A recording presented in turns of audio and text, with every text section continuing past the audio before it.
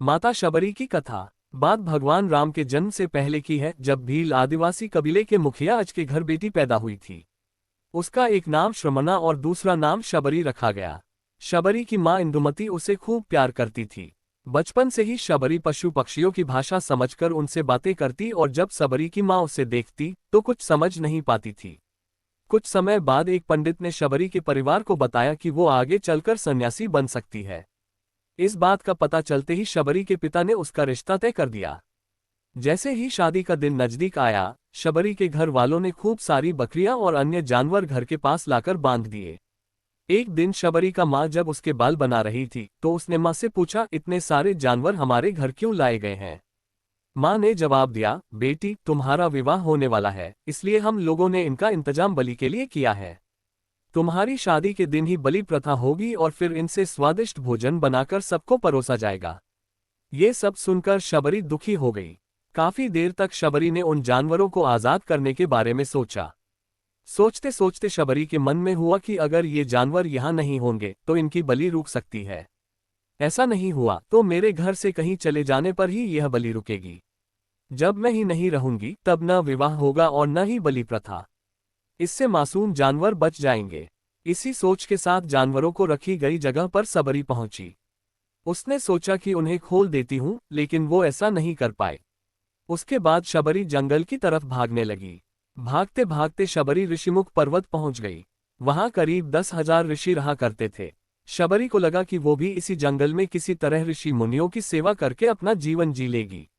वो चुपचाप उसी जंगल में एक हिस्से में किसी तरह से रहने लगी।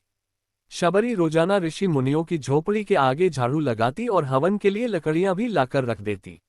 ऋषि मुनियों को समझ नहीं आ रहा था कि जंगल में उनके काम अपने आप कैसे हो रहे हैं। एक दिन शबरी को किसी ऋषि ने देख लिया। उसे देखते ही उसका परिचय पूछा। जैसे ही शबरी ने बताया कि वो भील आदिवासी परिवार से संबंध रखती है तो उसे ऋषियों ने खूब डांट लगाई। शबरी को इस बात का बिल्कुल भी पता नहीं था कि उसकी जाति छोटी है और उसे ऋषियों द्वारा जाति की वजह अपमान सहन करना पड़ेगा। इतना सब होने के बाद भी शबरी हर ऋषि मुनि के दरवाजे पहुंचती और उनके आंगन में झाड़ू लगाकर उनसे गुरु दीक्षा देने के लिए कहती। हर कोई शबरी को उसकी जाति की वजह से अपने आश्रम से भगा देता था। ऐसा होते होते काफी समय बीत गया। उसके बाद शबरी मतन ऋषि की कुटिया में पहुंची। वहां पहुंचकर मतन ऋषि को शबरी ने बताया कि वो उनसे गुरु दीक्षा लेना चाहती है। उन्होंने खुशी खुशी उसे अपने गुरुकुल में रहने दिया और भगवान से जुड़ा ज्ञान देते रहे। शबरी ने भी अपने गुरु मतन ऋषि की सेवा करने में कोई कसर नहीं छोड़ी। वो गुरुकुल के भी सारे काम करती थी। शबरी से खुश होकर मतन ऋषि ने उसे बेटी मान लिया था। समय के साथ मतन ऋषि का शरीर बूढ़ा हो गया। उन्होंने एक दिन शबरी को अपने पास बुलाया और कहा, बेटी मैं अपना देह त्यागना चाह रहा हूं। बहुत साल हो गए इस शरीर में रहते रहते। शबरी ने दुखी मन से कहा, आपके ही सहारे मैं इस जंगल में रह पाई हूं। आप ही चले जाएंगे तो मैं जीकर क्या करूंगी? आप अपने संग मुझे भी ले जाए, मैं भी देह त्याग दूंगी। मतन ऋषि ने जवाब दिया, बेटी तुम्हें चिंता करने की जरूरत नहीं है। राम तुम्हारी चिंता करेंगे और ध्यान भी रखेंगे। शबरी ने राम का नाम सुनने के बाद पूछा, वो कौन है और उन्हें मैं किस तरह से ढूंढूंगी? मंतग ऋषि ने बताया, राम कोई और नहीं भगवान है। वो तुम्हें सारे अच्छे कर्मों का फल देंगे। तुम्हें उन्हें ढूंढने की कोई जरूरत नहीं है। वो एक दिन खुद तुम्हें खोजते हुए इस कुटिया में आएंगे और तुम्हें उनके हाथों ही मोक्ष मिलेगा। तब तक तुम इसी आश्रम में रहो। इतना कहते ही मंतग ऋषि ने अपना शरीर त्याग दिया। शबरी के मन में मंतग ऋषि के जाने के बाद से एक ही बात थी कि भगवान राम स्वयं उससे मिलने आएंगे।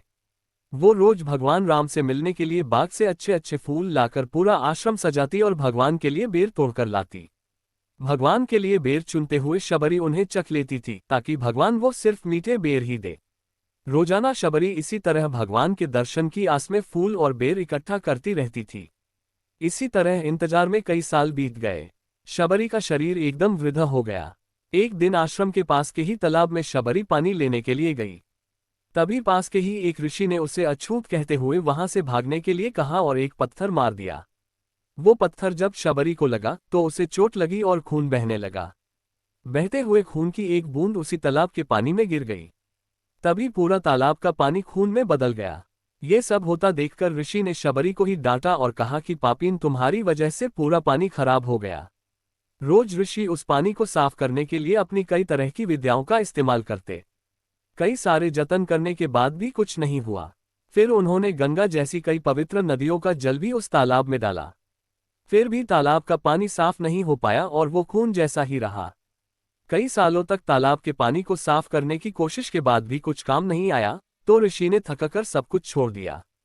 इस घटना के कई सालों के बाद भगवान राम अपनी पत्नी सीता के हरण के बाद उन्हें ढूंढते हुए उसी तालाब के पास पहुंचे। ऋषि मुनियों ने उन्हें पहचान लिया। भगवान को वहां देखकर ऋषियों ने तालाब का पानी साफ करने के लिए भगवान को अपने पैर उसमें डालने के लिए कहा, लेकिन पानी जैसे का तैसा ही था।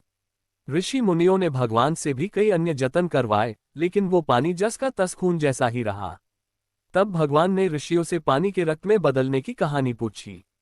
तब ऋषि ने शबरी को पत्थर मारने वाली सारी बात बता दी। उसके बाद कहा कि वो महिला ही अपवित्र है, छोटी जात की है, इसलिए ये सब हुआ है। उसी वक्त भगवान राम ने कहा, ये सब आप लोगों के खराब वचनों से हुआ है। शबरी को इस तरह के शब्द बोलकर आप लोगों ने उसे नहीं बल्कि मेरे दिल को घायल किया है। इसी घायल दिल के रक्त का प्रतीक ये तालाब का लाल पानी है। आगे भगवान राम बोले, कहाँ है वो माई, मैं उनसे मिलना चाहता हूँ। तब तक शबरी उसी तालाब के पास पहुंच जाती है। इस दौरान शबरी के पैर को ठोकर लगती है और कुछ भूल उस तालाब में गिर जाती है। तभी सारा पानी साफ हो जाता है। भगवान सबसे कहते हैं कि देखिए, आप लोगों ने क्या कुछ नहीं किया, लेकिन पानी साफ नहीं हो पाया। अभी सिर्फ इनके पैर की थोड़ी सी धूल ने ही तालाब का पानी साफ कर दिया। भगवान राम को शबरी पहचान चुकी थी। उन्हें प्रणाम करके शबरी ने कहा, भगवान, आप मेरे साथ कुटिया में चलिए। भगवान भी खुशी खुशी शबरी के साथ चल पड़े।